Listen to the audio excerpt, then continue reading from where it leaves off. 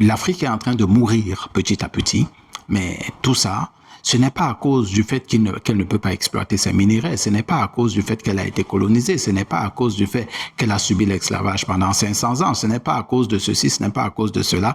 Une seule chose est véritablement la cause de ce dépérissement de l'Afrique. Eh bien, dans cette vidéo, on va décortiquer cette question.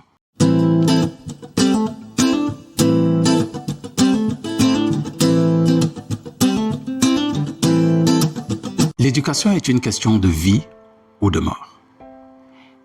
Je répète cette phrase. L'éducation est une question de vie ou de mort. Si vous êtes éduqué, vous vivez. Si vous n'êtes pas éduqué, vous mourrez. Et c'est comme ça que l'éducation doit être abordée. Dans le sujet d'aujourd'hui d'ailleurs, c'est ce que nous allons faire. Et nous allons le faire avec un livre magnifique qui a pour titre « Éduquer ou périr ». Et c'est un très beau livre écrit par Joseph Kizerbo.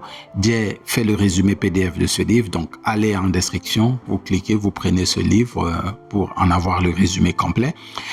Joseph Kizerbo, ce qui m'a vraiment attiré dans ce livre, c'est déjà le titre de ce livre, l'éducation ou la mort. Et l'Afrique est en train de mourir petit à petit, mais tout ça, ce n'est pas à cause du fait qu'elle ne peut pas exploiter ses minéraux, ce n'est pas à cause du fait qu'elle a été colonisée, ce n'est pas à cause du fait qu'elle a subi l'esclavage pendant 500 ans, ce n'est pas à cause de ceci, ce n'est pas à cause de cela.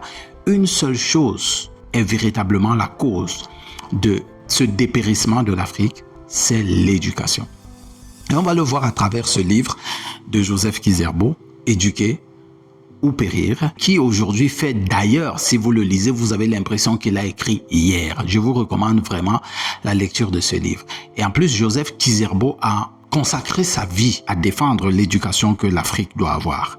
Et l'école telle que nous la connaissons aujourd'hui, c'est purement et simplement une déconnexion totale des réalités que nous vivons en Afrique. Mais pour le comprendre et trouver certainement une solution ou bien un palliatif à ça, on va examiner à travers 3 points comment est-ce que nous pouvons y arriver. Regardons déjà d'abord, prouvons déjà d'abord ce qu'est l'école, l'institution scolaire telle que nous la connaissons aujourd'hui. Depuis des années, je m'éreinte à le dire, je le dis et je le redis, l'école c'est une mascarade. L'institution scolaire c'est une stupiderie, c'est une escroquerie, c'est une religion qui n'a plus sa place dans le monde d'aujourd'hui, surtout pas en Afrique. Déjà, démontrons que l'école c'est un outil qui est utilisé pour le contrôle, pour la domination. Dans les écrits de Joseph Kizerbo, il développe l'idée selon laquelle l'école est là pour un but bien précis, la domestication. Alors, c'est quoi la domestication? Il suffit de regarder. Un animal domestique, c'est un animal auquel on peut faire tout ce qu'on veut. C'est pour ça qu'il est domestiqué. C'est la soumission ultime de cet animal. Et l'école, l'institution scolaire, là où nous envoyons nos enfants, est exactement fait pour cela. Laissons Joseph Kizerbo, c'est pas moi. Joseph Kizerbo, c'est entre guillemets, si on veut aller prendre les échelons que donne cette institution scolaire, Joseph Kizerbo est l'un des premiers agrégés de l'Afrique, hein? L'un des premiers agrégés africains. Et voici ce qu'il dit en parlant justement de ces institutions scolaires. Et déjà, il faut enlever le fait que l'école n'a jamais été, comme cela a été vanté dans le début, que l'école avait pour but de civiliser les Africains. Absolument pas. C'est un mensonge, alors un mensonge profond. L'école n'a jamais eu pour but de civiliser. Au contraire, ça a eu pour but la soumission. Voici ce que Joseph Kizerbo dit à ce sujet. À la page 22 de son livre, voici ce qu'il dit. Mais dans l'ensemble, cette école était un sous-système du système global de domestication de l'Afrique. J'utilise ces mots. D'ailleurs, d'où est-ce qu'il prend ça? Il prend ça de ce que le ministre français des colonies, Albert Soro, l'énonce clairement. Il énonce où? Dans La mise en valeur des colonies françaises. Ça, c'est un livre à la page 35, un livre publié en 1923. Voici ce que dit ce ministre là-dedans. Instruire les indigènes, c'est-à-dire les nègres, les noirs, les sous-hommes comme nous, est assurément notre devoir. Il parle d'eux, les colonisateurs, mais ce devoir s'accorde de surcroît avec nos intérêts économiques, administratifs, militaires et politiques les plus évidents. Je crois que la preuve est établie que la métropole, l'objectif pour lequel elle éduquait les personnes qui n'appartenaient pas à la métropole, c'était de servir leurs intérêts financiers, politiques, administratifs, etc. Donc, il est donc clair qu'elle ne va pas éduquer des gens pour s'émanciper, pour se libérer. Elle ne va le faire que pour les domestiquer, afin qu'elle puisse les utiliser à son avantage et à leur détriment. Aussi simplement que ça. Je crois que cette conclusion est logique. Maintenant, une deuxième preuve, et cette preuve, la première preuve nous a été apportée par le ministre des colonies, donc c'est de notoriété publique. Maintenant, la deuxième preuve que nous allons, nous allons entrer dans les faits. Et c'est un fait que lorsque j'étais jeune, que je voyais, et qui d'ailleurs existe encore aujourd'hui.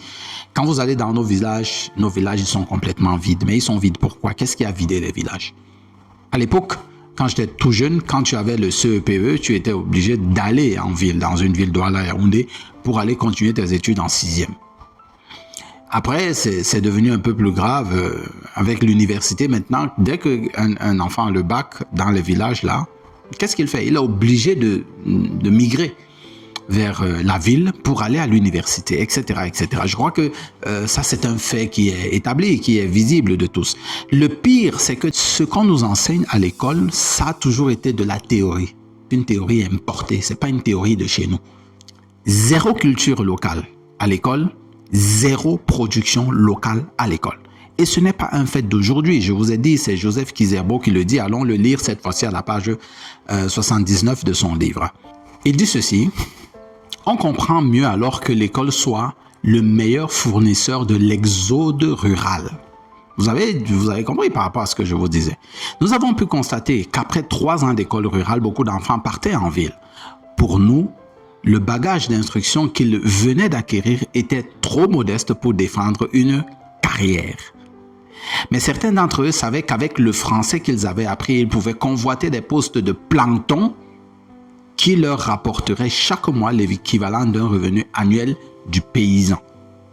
Ainsi donc, même une école qui avait été programmée pour attacher les enfants à leur terroir se transformait en une structure d'accélération du déracinement.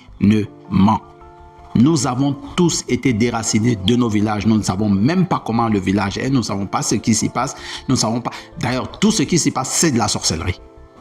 Et tout ça est dû à l'école, à l'institution scolaire telle que nous la connaissons aujourd'hui. Ce n'est absolument pas dû aux connaissances de nos ancêtres. Non, non, non, non. C'est dû à l'école. Parce que dans cette école-là, la chose qui est la plus criminalisée, c'est les savoirs ancestraux. Tout ce qui vient de là-bas, c'est de la sorcellerie dans notre village. Pourtant, c'est là où ce sont des foyers de production. Ça devrait être des foyers de production, je dois dire. Et malgré le fait que nous sommes bardés de diplômes, des gens sont bardés de diplômes, ils n'arrivent pas à créer ces foyers de production dans leur propre village. Pourquoi? Parce que l'école à laquelle nous avons été soumis, eh bien cette école avait pour but de nous arracher de ces racines, de nous empêcher de pouvoir produire à partir de nos propres connaissances. Donc, l'école nous a déracinés complètement de notre vie réelle, de notre vie intrinsèque, de notre vie fondamentale, de notre vie de base, celle du village. Et c'est dans le village qu'on crée des productions, c'est dans le village qu'on crée des plantations. D'ailleurs, Douala, Yaoundé, ça surchauffe là. C'est extrêmement chaud, extrêmement cher pour rien. Pour décupler l'insécurité, les braquages, le vol, tout ce qui est malsain, vous allez le retrouver dans ces... Bon, je ne dis pas que nos villages sont parfaits. Non, loin de là, ce n'est même pas le sujet de cette vidéo. Le sujet de cette vidéo, c'est de montrer que l'école telle que nous la connaissons aujourd'hui, c'est une mascarade. Mais il y a un troisième point, et c'est ce troisième point qui peut apporter la solution. Et c'est dans ce troisième point que Joseph Kizerbo embraye sur la solution que nous pouvons avoir. Et parfois, on se dit que la meilleure façon de sortir l'Afrique de son sous-développement ou bien du marasme dans lequel il est enfermé, c'est de multiplier les écoles. Non, absolument pas. Si vous multipliez des écoles d'emprisonnement, ben, vous allez faire plus de prisonniers, c'est aussi simple que ça. D'ailleurs, l'école, ça c'est ce que je devais dire même d'ailleurs au tout premier point tout à l'heure. Qu'est-ce qu'on offre aux gens quand ils sortent de l'école? On leur donne des diplômes. Et ces diplômes, c'est pourquoi? C'est pour aller chercher du travail. En fait, ces diplômes sont essentiellement des certificats de servitude. Donc, on a transformé, plus vous avez de diplômes, plus vous êtes servile. Plus vous avez de diplômes, plus vous êtes soumis. Plus vous avez de diplômes, moins vous êtes autonome. Parce que vous êtes complètement dépendant. D'ailleurs, voici un exemple. Lorsque les gens sortent de l'école, où est-ce qu'ils veulent aller? Est-ce qu'ils veulent travailler dans la production artisanale du coin? Non. Non. On veut travailler dans des multinationales. Ces firmes des expatriés. Parce que dans ces multinationales, comme le dit Joseph Kizerbo ici à la page 79, le salaire que je vais recevoir là-bas est supérieur au salaire d'un paysan. D'un an, c'est-à-dire le salaire que j'ai en un mois, un paysan en un an. Et moi, ce qui m'attire, c'est ça. Sans comprendre que ce salaire-là, il est simplement là pour te piéger, pour nous rendre dépendants de tout ce qui est extérieur. Donc, plus nous avons des diplômes de servitude, du moins les certificats de servitude, plus nous devenons serviles à ces multinationales. Et nous nous asservissons à ça. Et nous sommes donc complètement déconnectés de nos réalités. Alors, la façon de nous reconnecter à nos réalités, ça passe par, non pas l'augmentation des écoles, des institutions scolaires, sinon c'est l'augmentation de la servilité. Ça passe par deux choses dont Joseph Kizerbo fait la proposition: la langue et la production locale. Alors pourquoi la langue? Premièrement parce que la langue t'enracine dans le milieu dans lequel tu es. Les éléments qui sont dans ton milieu sont les mieux définis, sont les mieux vivants dans la langue que tu utilises, dans le coin où tu es. Mais une autre chose, c'est que ce n'est que grâce à la production que l'on fait là sur place que la prospérité arrive et que la liberté arrive. Parler une autre langue, c'est une preuve de soumission. Mais maintenant, ne pas produire ce que toi-même tu as dans ton environnement, c'est encore une double soumission. Donc, il faut se déraciner de ces deux choses. Il faut se réapproprier nos langues pour avoir une langue africaine. Il y a plusieurs langues qu'on peut. On peut décider simplement que à partir d'aujourd'hui, telle langue est parlée dans toute la sous-région. Et puis, c'est pas très compliqué. Dans 5-10 ans, tout le monde parle cette langue. Il y a le Swahili, il y a le Bassa, il y a le Bakongo, il y a plein de langues qu'on peut décider d'utiliser. Que du Cameroun au Sénégal, en Côte d'Ivoire, on décide une langue et puis on reprend la propriété de notre base culturelle et structurelle. Maintenant, laissons d'ailleurs Joseph Kizerbo le dire à la page 103. Il dit ceci: l'introduction de la langue africaine dans l'enseignement n'est pas une simple substitution d'un véhicule linguistique à un autre, mais un bouleversement psychologique et culturel majeur fondé sur les exigences fondamentales des gens. L'instruction des langues africaines suffit à elle seule pour transformer les systèmes de l'éducation de base, car ce sont ces mêmes langues qui sont utilisées dans le domaine extrascolaire. Je vais même m'arrêter là. Donc, l'utilisation de notre langue nous enracine dans notre culture, dans notre zone, dans notre environnement. Elle nous enracine dedans. Et maintenant, avec cette utilisation de langue, il faut coupler à ça la production locale. Parce que si vous produisez localement, vous n'êtes donc plus dépendant de tout ce qui vient de l'extérieur. Or, aujourd'hui, que sont devenus nos pays sans les choses qui viennent de l'extérieur? Nous sommes nourris de l'extérieur, vêtus de l'extérieur. Nous nous éduquons de l'extérieur. Tout vient de l'extérieur, rien vient de l'intérieur. Nous avons insulté notre propre système médical. Oh, c'est des charlatans, voilà comment on les appelle. Pourtant, on pourrait structurer ce milieu pour lui permettre de se développer et d'améliorer cette qualité. Nos nourritures, c'est assez récemment que je vois que des gens sont en train d'essayer de revenir à ça, mais nous avons perdu. D'ailleurs, je ne sais pas s'il existe la cuisine africaine. Je veux dire, de façon homologuée, elle existe, oui, elle existe. Mais est-ce qu'elle est structurée?